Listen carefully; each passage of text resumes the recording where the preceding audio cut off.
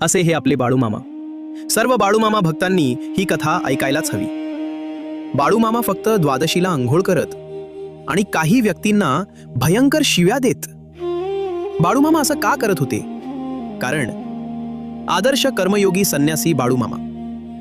साधू संतांच्या चरित्रात सहसा श्रद्धावान माणसे आपल्या घरातून निघून संतांच्या भेटीसाठी जात असतात असे वाचावयास मिळते.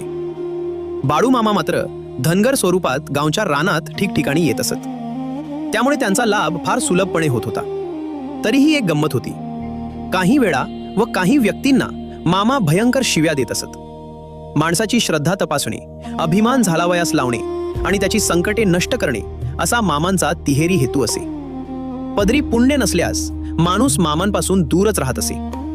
स्वच्छ धोतर, पूर्ण बाह्यांचा शर्ट, पायात कातडी साध्या चपला, हातात मेंढ्या राखण्यासाठी एक काठी, सुमारे 6 फूट उंची